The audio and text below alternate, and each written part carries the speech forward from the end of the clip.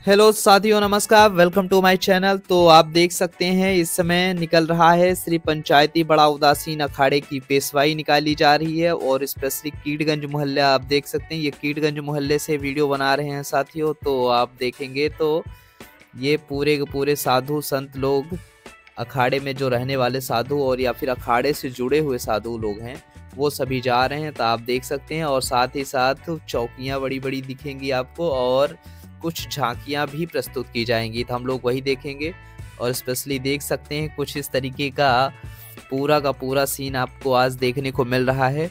Specially आज की जो डेट है वो है साथियों 12 जनवरी की डेट है। 12 जनवरी को ये अखाड़ा निकाला गया है। तो इस मान लीजिए अपलोड करने में कुछ टाइम लग सकता है, तो शायद बाकी आप देख सकते हैं यहाँ पे कुछ इस तरीके देखने को मिल रहा है। लोगों में इतना उत्सुकता और तत्परता देखने को मिल रही है और यहाँ सब कुछ आपको अलग दिखेगा, डिफरेंट दिखेगा। मतलब जो देखिए अखाड़ा होता है, वहाँ अखाड़े का बनाने का कुछ एक नियम रहा है। हम लोग बाद में बात करेंगे अखाड़ा क्या होता है, इसके नियम क्या हैं, नियम कानून, ये सारी चीज़ें जानेंगे। स्पेशली आप लोग अभी देख सकते हैं ये पूरा इस तरीके का देखने को मिल रहा है। पूरा का पूरा जो भीड़ उमड़ी हुई है देखने के लिए अखाड़े को, ये काफ़ी अच्छी बात है। और ख़ास बात है कि इसमें बारिश भी हो रही है, तब भी लोगों की भीड़ बनी हुई है। ये अच्छी बात है, मतलब मज़ा आ गया सही बताएं तो। और आप देख सकते हैं ये गरुड़, मतलब क्या बोलते हैं, गिद्धराज जी। और बाकी यहाँ आप देखेंगे तो इस तरीके बैंड पार्टीज वगैरह आपको देखने को मिलेगी। और ये पूरा का पूरा ये डांस करते हुए लोग जा रहे हैं अच्छे खासे। और लोग सेल्फी फोटोज़ वीडियोज़ वगैरह तो बना ही रहे हैं और उन्हीं में से मैं भी हूँ जो कि वीडियोस बना रहा हूँ। और बात करते हैं साथियों अखाड़े से रिलेटेड फैक्ट की। तो आप लोग देखिए अखाड़ा तो जान गए, अखाड़े की पेशवाई आप लोग देख ही रहे हैं। बाकी आपको अगर बात करते हैं अखाड़ों से संबंधित उसकी उत्पत्ति या इतिहास की, तो देखिए अखाड़े का जो उत्पत्ति या इतिहास है, तो ये इसे कहा जाता है अखाड़ा साधुओं का वह दल है जो शस्त्र विद्या में पारंगत होता है। शस्त्र विद्या मतलब इन्हें हथियार से चलाने, ये सारी चीज़ें ट्रेंड किया जाता है, ठीक है। तो स्पेशली इन्हें क्या माना जाता है कि ये शस्त्र में पारंगत होते हैं और धर्म की रक्षा हेतु शायद इसीलिए अखाड़ों की उत्पत्ति की गई कि हाँ भाई आप यहाँ पे शस्त्र और शास्त्र दोनों चीज़ें सुरक्षित की जाए। मतलब शस्त्रों की मदद से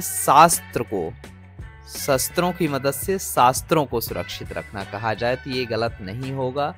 तो याद रखना है, शास्त्र हमारे नॉलेज हैं, हमारे जो परंपरागत रूप से चली आ रही पीढ़ी दर पीढ़ी ज्ञान है, वो शास्त्र है। अब उन्हें बचाने के लिए देखिए क्या होता है कि बहुत सारे चीज़ें एक ही सोसाइटी में इम्पैक्ट करती हैं। अगर मान लीजिए कोई सोसाइटी बनी है तो उसमें बहुत सारे बदलाव हुए हैं टाइम टू टाइम, ठीक है। क्योंकि अदर सोसाइटी जब आएगी तो उसका क्या होगा, इम्पैक्ट पड़ेगा ही पड़ेगा। फिर अपने सोसाइटी, अपने धर्म की रक्षा हेतु शायद अखाड़ों का आना ज़रूरी था, शायद उस समय की मांग रही होगी, तो इसलिए। और बाकी बात करते हैं साथियों, तो कहा भी जाता है कि जो भारत के स्वतंत्रता संघर्ष में अखाड़ों की भी बहुत महत्वपूर्ण भूमिका रही है।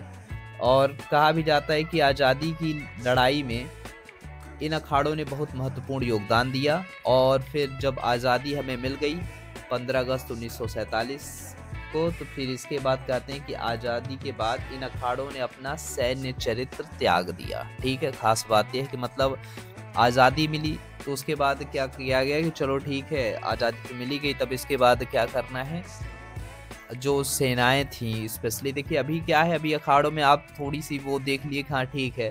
तो ये 1947 के पहले मतलब काफ़ी बड़े अखाड़े हुआ करते थे। मतलब बहुत ज़्यादा यहाँ पे आर्मी, मतलब एक तरीके की सेना रखी जाती थी। जो अखाड़े में रहने वाले साधु होते थे उन्हें ही इतना ट्रेंड किया जाता था जैसे किसी आर्मी ऑफिसर को, मतलब जब आप किसी सैनिक को ट्रेंड करते हैं उस तरीके से ट्रेंड किया जाता था। शस्त्र में पारंगत बनाया जाता था, चाहे वो तलवारबाजी हो या फिर भाला फेंकने जैसे जितने भी मतलब वो होते थे उस टाइम पीरियड में, हथियार से रिलेटेड, युद्ध कलाओं से रिलेटेड जो भी हथियार होते थे उन सभी में इन्हें ट्रेंड कर दिया जाता था, ठीक है। तो अब फिलहाल 1947 के बाद इसकी ज़रूरत पड़ी नहीं, तो इस वजह से क्या किया गया कि इसे हटा दिया गया कि अब जो होगा, क्योंकि अब हमारे पास एक कॉन्स्टिट्यूशन था, हमारे पास सरकार थी, तब इस सैन्य की ज़रूरत थी नहीं। तो आज़ादी के बाद क्या किया गया कि सैन्य को हटा दिया गया। स्पेशली अब यहाँ पे आपको बस थोड़े बहुत ही जो भी मिलेगा तब पेशवाई के तौर पे रिप्रेजेंट किया जाता है कि हाँ चलिए ठीक है। अब बात करते हैं वहीं कि जो अखाड़े हैं साथियों, तो वो संप्रदाय के आधार पे 3 पार्ट में बटे हुए हैं, ठीक है ना। पहला आता है जो आपका वैष्णव संप्रदाय, शैव संप्रदाय और फिर एक आता है उदासीन, ठीक है, याद रखना है। तो शैव संप्रदाय में 7 अखाड़े आते हैं और वहीं की वैरागी और वैष्णव संप्रदाय की बात करें तो इसमें 3 अखाड़े शामिल हैं और उदासीन संप्रदाय में भी 3 ही अखाड़े आते हैं, ठीक है साथियों, इतना याद रखना है।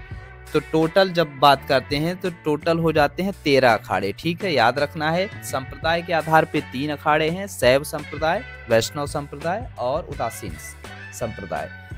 शैव संप्रदाय में सबसे ज्यादा 7 अखाड़े हैं, बाकी वैष्णव हो गया और उदासीन हो गया, इसमें 3-3 अखाड़े शामिल हैं। तो मिलते हैं अपने नेक्स्ट वीडियो, तब तक के लिए बाय बाय साथियों।